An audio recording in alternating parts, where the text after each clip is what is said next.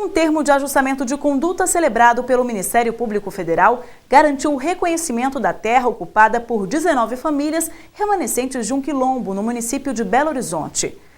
Nos últimos anos, a comunidade quilombola de Mangueiras estava ameaçada pelo avanço da urbanização e pela especulação imobiliária. A comunidade tem origem na segunda metade do século XIX e é anterior à criação da capital mineira. O cenário é uma grande área do tamanho de 8 campos de futebol às margens da rodovia MG20, que liga Belo Horizonte a Santa Luzia, na região metropolitana. Aqui vivem pouco mais de 20 famílias que lutam há décadas para terem reconhecido o direito de propriedade da terra. Elas se sentem ameaçadas pela especulação imobiliária e pela crescente urbanização da região norte da capital mineira. A história desse lugar começou na segunda metade do século XIX, quando um casal de lavradores negros, o Cassiano e a Vicência, se instalaram aqui. Isso foi antes da criação de Belo Horizonte. Assim, surgiu o Quilombo de Mangueiras. O casal, com os 12 filhos, usava as terras para o próprio sustento e para a manutenção do seu modo de vida, numa área que naquela época era 20 vezes maior. Todos são descendentes do seu Cassiano e da dona Vicência. É o caso de dona Wanda, de 78 anos de idade. Não tinha água, não tinha luz, não tinha esgoto. Era muito difícil.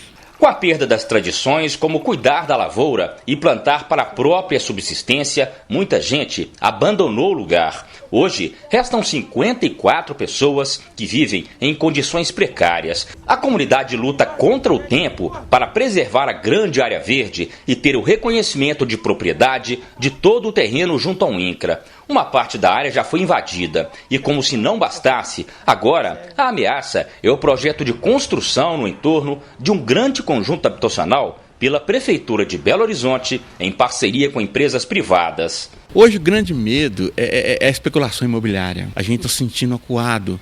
E hoje a gente está passando a ter um dos metros quadrados mais valoroso da região metropolitana.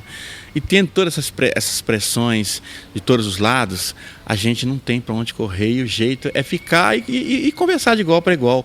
Onde que hoje a gente pede reparações, compensações mitigadoras e compensações por realmente estar sofrendo essa perca do território. Não a perda do território, essa invasão do perímetro, né? O Ministério Público Federal atua para garantir os direitos dos quilombolas. São cerca de 2.400 as comunidades certificadas em todo o país pela Fundação Cultural Palmares, entidade vinculada ao Ministério da Cultura. A certificação passa pelo reconhecimento do quilombo e emissão pelo INCRA de propriedade da terra, o que garante acesso aos programas sociais do governo federal.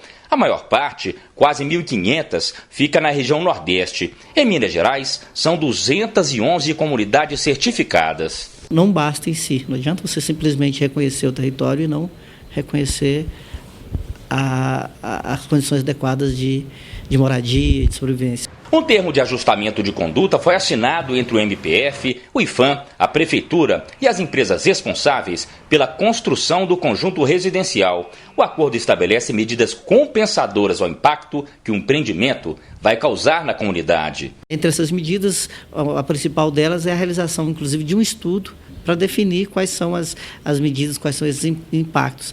Mas, além desses estudos, já de antemão já se estabeleceu algumas medidas, por exemplo, a reforma das casas, a construção de casas novas, a realização da urbanização do local, a realização de melhorias no centro comunitário, realização de projetos para qualificação sobretudo dos jovens da comunidade, uma série de medidas que foram pedidas pela própria comunidade. O IPHAN, então, entrou nesse processo, aprovando a possibilidade da licença prévia do empreendimento, mas condicionando a licença de implantação do empreendimento à assinatura desse documento, onde seriam já estabelecidas as medidas mitigadoras e as medidas compensatórias a possíveis danos que o empreendimento irá causar àquela comunidade. Em caso de descumprimento total ou parcial do acordo, será determinada a suspensão imediata das autorizações concedidas, além de multa diária de R$ 5.000.